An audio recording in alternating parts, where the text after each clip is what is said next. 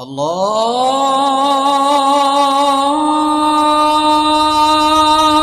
আকবার,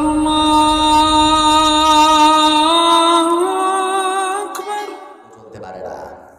তো দেহাতি মানুষ এসে বলছে, হে আল্লাহ রাসূল, আপনি আমাকে এমন কিছু শিক্ষা দিন যাতে করে আমি সহজে জান্নাতে যেতে পারি। যারা এখানে বসে আছেন ভাই বাবজি, আমার জান্নাতে যাবো না, কে কে একবার হাত তুলে দাও। এই যে যাবে না, দেখেছেন? এখানে জান্নাতে যাবেন না? সবাই যাব, কারণ আমার বাবা যিনি আদম আলাইহিস সালাম, তিনি তো জান্নাতি, আমরা তার সন্তান, আমরা কোথায় যাব? আমরাও জান্নাতে যাব। তো জান্নাতে যেতে গেলে কিছু কাজ করতে হবে। তো আল্লাহ রাসূল শিক্ষা দিচ্ছেন কি কি কাজ, আমার দিকে চেয়ে থাকুন। আল্লাহ রাব্বুল আলামিন তিনি বলছেন, তুকিমুস সালাতাল মাকতুবা, দিন রাত্রে 24 ঘন্টায় তোমাকে 5 ওয়াক্তের সালাত আদায় করতে হবে। তারপরে তিনি শিক্ষা দিচ্ছেন রমজান মাসে সিয়াম পালন করতে হবে। তারপরে শিক্ষা দিচ্ছেন তুমি যদি ধনী হও তাহলে পরে আল্লাহর ঘর অর্থাৎ বাইতুল্লাহর হজ করতে হবে। এই 5টা যখন শিক্ষা দিয়েছেন, লোকটা তখন বলছে লা আজিদু ওয়ালা আনকুসু মিনহু শাইআ। হে আল্লাহর রাসূল, আপনি যা বলেছেন আমি এর থেকে কিঞ্চিত পরিমাণ বেশিও করব না, কমও করব না। লোকটা চলে যাচ্ছে, কিছুটা দূরে চলে গিয়েছে। এখন আল্লাহ রাব্বুল আলামিন রাসূল তিনি বলছেন, ও আমার সঙ্গী সাথীরা রে, তোমরা বলো দুনিয়ার বুকে তোমরা জান্নাতি মানুষ দেখতে চাও নাকি? সাহাবারা তখন বলছেন, হে আল্লাহর রাসূল, এটা হয় কি করে? জান্নাতে গিয়ে তো জান্নাতি মানুষ দেখতে পাওয়া যায়, দুনিয়ার বুকে জান্নাতি মানুষ দেখতে পাওয়া যায় নাকি? রাসূল সাল্লাল্লাহু আলাইহি ওয়াসাল্লাম তিনি বললেন, এই যে গ্রাম্য মানুষ যে আমার কাছে এসেছিল, আসার পরে জানতে চাইলো, আপনি আমাকে এমন কিছু শিক্ষা দিন যাতে করে আমি সহজে আল্লাহর জান্নাতে যেতে পারি। আমি লোকটাকে আমি যে সমস্ত জিনিস শিক্ষা দিয়েছি, সে বলল লা আজিদু ওয়ালা আনকুসু মিনহু শাইআ, কিঞ্চিত পরিমাণ আমি বাড়াবো না, কমাবো না, আমি যা বলেছি সে তাই মানবে। ও আমার সঙ্গী সাথীরা, তোমরা দেখে নাও, দুনিয়ার বুকে জান্নাতি মানুষকে দেখে যদি তোমরা তোমাদের চোখকে ঠান্ডা করতে চাও, তাহলে পরে এই ব্যক্তি যে হেঁটে যাচ্ছে, এই ব্যক্তি হলো জান্নাতি মানুষ। রাসূল সাল্লাল্লাহু আলাইহি ওয়াসাল্লাম কোন একদিন বেলালকে ডেকে বলছেন, বেলাল তুমি কি এমন আমল করো? আজকে যখন আমি স্বপ্নে গেলাম তখন আমি দেখতে পাচ্ছি জান্নাতের ভেতরে তুমি আমার আগে আগে হাঁটছো। বেলাল রাদিয়াল্লাহু তাআলা আনহু তিনি বলছেন, হে আল্লাহর রাসূল, আমি সেরকম কোনো ভালো আমল করতে পারি না, তবে আমি যখনই অপবিত্র হয়েছি, অপবিত্র হওয়ার সঙ্গে সঙ্গে আমি পবিত্রতা অর্জন করার জন্য ওযু করে নিয়েছি। আর যখনই আমি মসজিদের ভেতরে প্রবেশ করেছি, মসজিদের ভেতরে প্রবেশ করার সঙ্গে সঙ্গে মসজিদের যে হক তাহিয়াতুল মসজিদ 2 রাকাত আমি আদায় করেছি, তারপরে মসজিদে বসেছি।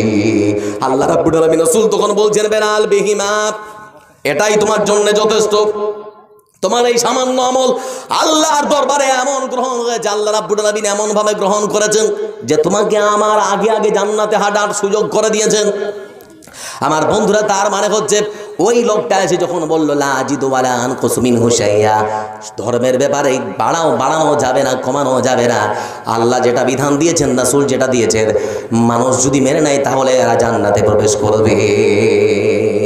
যা দিয়েছেন তাই আমরা মানব, বেশিও করা যাবে না, কমও করা যাবে না। বন্ধু যারা এখানে আপনারা বসে আছেন, বলুন তো, আপনাদের সামনে আমি বলছিলাম গোলামি করব কার? আল্লাহর। এবার প্রশ্ন হচ্ছে, আমরা আল্লাহর গোলামি করব কেন, কি কারণে করব? আমার বন্ধুরা, একটা কাজের লোক তার যে বাড়িতে থাকে তার কাজ করে দেয়, কেন করে দেয়? মাস গেলে মাইনে দেবে, খাবার মানে ভুখ লাগলে খেতে দেবে, থাকতে দেবে, শুতে দেবে, ইত্যাদি ইত্যাদি অনেক কিছু। তো আমরা আবার আল্লাহর গোলামি করব কেন গো? আমাদেরকে যিনি সৃষ্টি করেছেন তিনি কে? একটু জোরে বলেন, তিনি কে? তো যে আল্লাহ আমাদেরকে সৃষ্টি করেছেন, আমরা সেই আল্লাহর গোলামি করব না? আমরা হচ্ছি আবদ, আইন বা দাল আবদ, তিনি হচ্ছেন মাবুদ। আর ওই মাবুদের জন্য যেটা করা হয় সেটা হচ্ছে ইবাদত।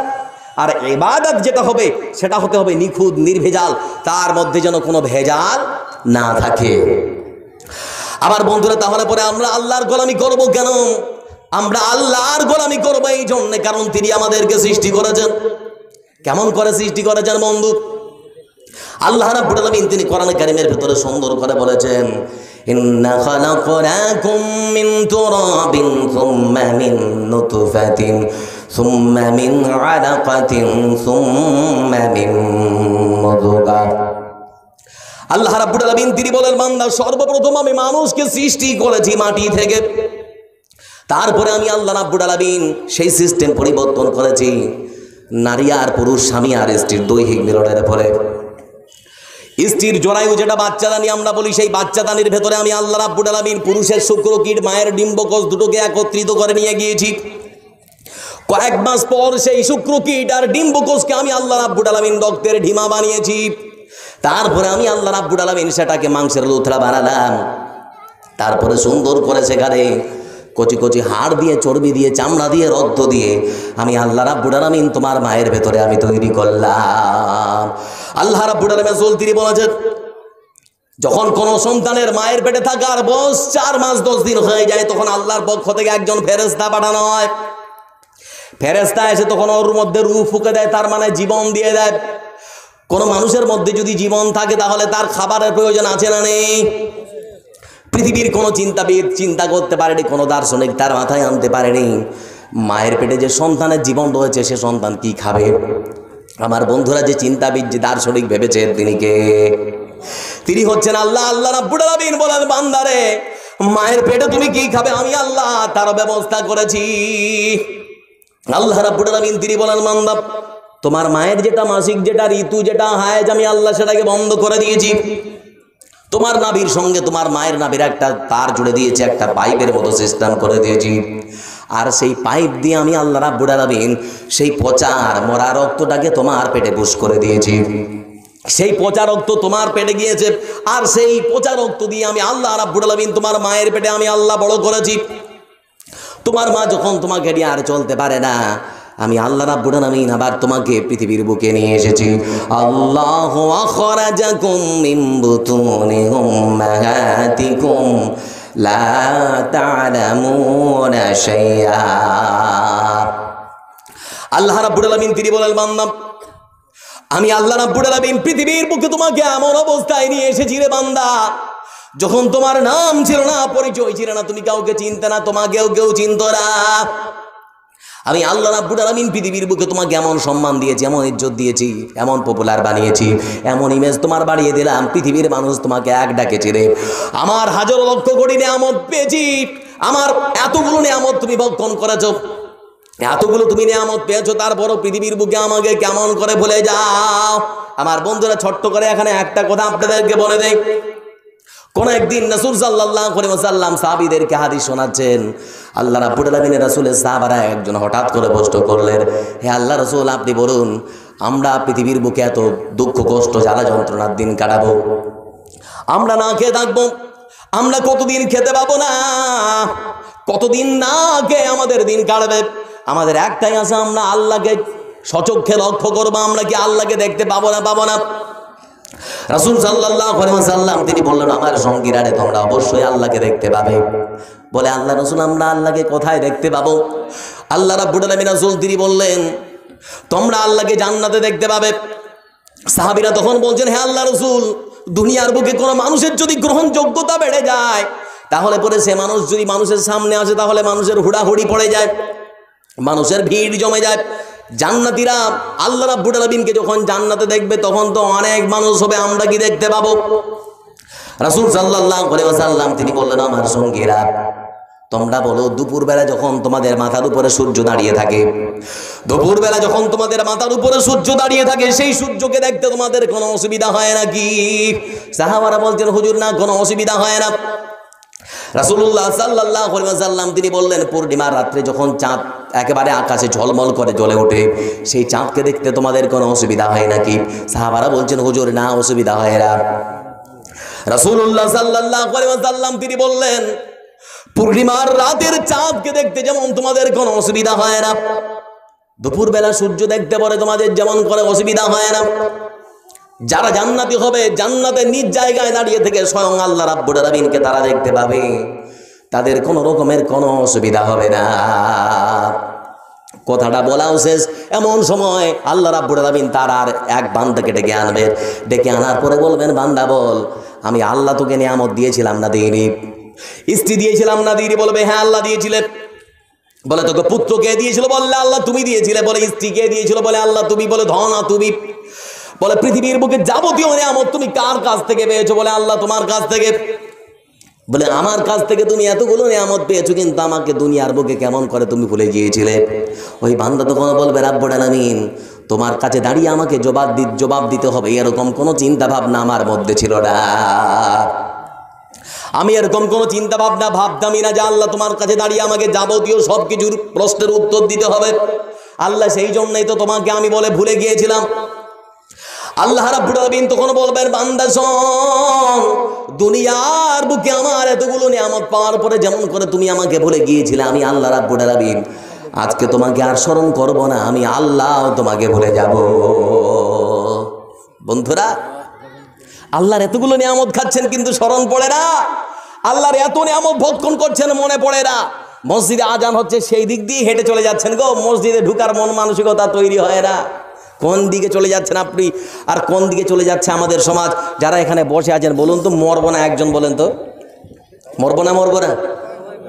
আল্লাহর কাছে দাঁড়িয়ে আবার আমাদের একজন বিশিষ্ট সমাজসেবী মুসলিহুদ্দিন সাহেব, আচ্ছা, মিলে আছে, 5,000 টাকা দান করেছেন। 5,000 টাকা দিয়েছেন। কি নাম ভাইয়ের? কই এখানে আছেন নাকি? আচ্ছা আচ্ছা আচ্ছা, মুসলিহুদ্দিন সাহেব বিশিষ্ট সমাজসেবী, ভুলকি থেকে দিয়েছেন, 5,000 টাকা দিয়েছেন। নারায়ে তাকবীর। আপনাদের মাদ্রাসার উন্নতি করবে 5,000 টাকা দিয়ে পাঠিয়েছেন। তো ভাই আমার, আপনাদেরকে বলছিলাম যে আল্লাহ রাব্বুল আলামিনের ইবাদত আমরা করব কেন? কারণ তিনি আমাদের সৃষ্টি করেছেন, তিনি আমাদেরকে এত সুন্দর করে মানুষের রূপ আকার আকৃতি দিয়ে এত সুন্দর দেহ, সুঠাম দেহ দান করেছেন। আমরা আল্লাহর ইবাদত করব না? বন্ধুরা আমার, এজন্য আপনাদেরকে প্রশ্ন করলাম, যারা এখানে বসে আছি, মরবো না? কে একজন হাত তুলে দেখান। মরবো না? মরবো না? সবাই মরবো বন্ধু, সবাই জানে, কিন্তু কজনে মানে? আল্লাহ রাব্বুল আলামিন তিনি বলছেন সুন্দর করে, আল্লাহু আখরাজাকুম মিন বুতুনি উম্মাহাতিকুম লা তা'লামুনা শাইআ। আল্লাহ রাব্বুল আলামিন তিনি বলেন, বান্দা, আমি আল্লাহ রাব্বুল আলামিন তোমাকে পৃথিবীর বুকে যেমন করে সৃষ্টি করেছি, আবার তোমাকে আমি মৃত্যুবরণ দেব, তোমাকে আবার মারব। মরণের পরে আরো একটা জীবন রয়েছে, যেটাকে আমরা পুনরুত্থান বা পুনর্জীবন বলি। আমার বন্ধুরা, আল্লাহ রাব্বুল আলামিনের সামনে আবার আমাদেরকে দাঁড়াতে হবে। সেই দিন আবার আল্লাহ রাব্বুল আলামিন বলেছেন, বান্দা, সব কিছুর হিসাব আমি আল্লাহ রাব্বুল আলামিন আবার আদায় করব। কেমন করে আবার আল্লাহ জীবিত করবেন? এখানে আমরা অনেক মানুষ বসে আছি, আমরা মনে করি যখন আমরা মরে গেলাম, কবরে যখন ডেকে আসলো, আমার হাড় মাংস চর্বি চামড়া সব তো মাটিতে মিশে গেল, আবার আল্লাহ আমাদেরকে জীবিত করবেন কেমন করে? আচ্ছা বলুন, আল্লাহ পারবেন না? পারবেন না? আল্লাহ রাব্বুল আলামিন তিনি বলছেন, বান্দা, আমি আল্লাহ তোমাকে কেমন করে জীবিত করব? ভালো করে কোরআন খুলে দেখ। আল্লাহ রাব্বুল আলামিন তিনি বলেছেন, বান্দারে, এই পৃথিবীর বুকে প্রচন্ড রৌদ্রের দাপটে চৈত্র আর বৈশাখ মাস যখন হয়, সূর্য যখন প্রচন্ড তাপ দেয়, সূর্যর প্রচন্ড তাপে যখন মাটিগুলো ফেটে চৌচির হয়ে যায়, যে মাটি ফেটে গিয়েছে সেই মাটিতে ধান হবে না, গম হবে না, সরিষা হবে না, কোনো কিছু হবে না। আপনি যতই জৈব সার, রাসায়নিক সার, গোবর সার দেন না কেন, আর যত বড় ভালো কৃষক হন না কেন, সেই মাটিতে আর কখনো কোনো রকমের সবুজ ফসল উৎপাদন হতে পারে না। কেন? এই জন্যই বন্ধু, সে মাটিতে আর জীবন নেই, কারণ মাটি মরে গেছে। আল্লাহ রাব্বুল আলামিন তিনি বলেন, বান্দা, সেই মরে যাওয়া মাটিগুলোকে আমি আল্লাহ কেমন করে জীবিত করি শোন। সর্বপ্রথমে পৃথিবীর বুকে আমি আল্লাহ রাব্বুল আলামিন একটা মৃদু বাতাস প্রেরণ করে দেই।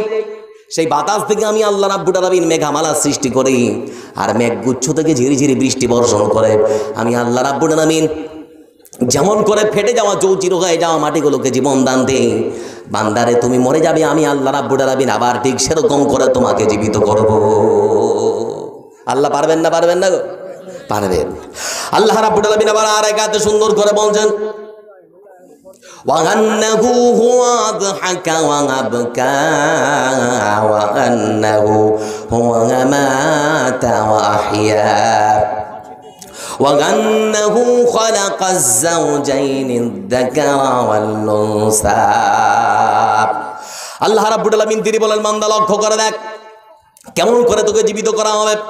একটাই মায়ের পেট, 1 বছর ভূমিষ্ঠ হয়েছে সন্তান ছেলে, আরেক বছর আমি আল্লাহ রাব্বুল আলামিন সেই মায়ের পেট থেকে বের করে নিয়ে এসেছি মেয়ে। একটাই মায়ের পেট থেকে একবার যদি আমি আল্লাহ রাব্বুল আলামিন বের করতে পারি ছেলে, আর একবার যদি বের করতে পারি মেয়ে, বান্দারে কেমন করে ভুলে যাস আমি আল্লাহ রাব্বুল আলামিন মরণের পরে আবার তোকে জীবন দান দিতে পারবো না? পারবেন না? পারবে না? জোরে বলে। আল্লাহ রাব্বুল আলামিন তিনি আরো বলছেন সুন্দর করে, আল্লান নাজমা'a ইদাবাহু বালা কাদিরিনা আলা আন নুসাউবিয়া বাদাদা। আল্লাহ রাব্বুল আলামিন বলেন, বান্দা তোমার শরীরের সমস্ত জোড়গুলোকে যদি আলাদা করে দেওয়া হয়, শরীরের সমস্ত পরগুলোকে জোড়াগুলো যদি ছিন্ন বিচ্ছিন্ন হয়ে যায়, তারপর আবার আমার আল্লাহ বলছেন, বান্দা সমস্ত জোড়গুলোকে একত্রিত করে আমি আল্লাহ রাব্বুল আলামিন তোমাকে মানুষ রূপে আমি আল্লাহ আবার আমার সামনে দণ্ডায়মান করব। আল্লাহর কাছে এটা কোনো ব্যাপারই নয়। বন্ধু, আমরা বুঝতে পারলাম তাহলে আল্লাহ আমাদের সৃষ্টি করেছেন, আল্লাহর জিকের ব্যবস্থা করেছেন, আল্লাহ আবার আমাদেরকে মারবেন, আবার আল্লাহর কাছে দাঁড়িয়ে আমাদেরকে জবাব দিতে হবে। তাহলে গোলামি হবে কার? একটু জোরে বলে, গোলামি হবে কার? আর গোলামির সর্বশ্রেষ্ঠ পরিচয় হচ্ছে নামাজ। গোলামির সর্বশ্রেষ্ঠ পরিচয় কি? নামাজ। ইন্নাস সালাতা তানহা আনিল ফাহশাই ওয়াল মুনকার। নামাজ মানুষকে সমস্ত রকমের অশ্লীলতা, বেহায়াপনা, সমস্ত রকমের খারাপ কাজ থেকে বিরত রাখে। নামাজ যে নেই, সেই জন্যে বেহায়াপনা আমাদের সমাজে ছড়িয়ে পড়েছে। তার একটা জ্বলন্ত দৃষ্টান্ত আমি আপনাদের সামনে দিচ্ছি। বন্ধু, আপনাদের গ্রামে লক্ষ্য করে দেখবেন।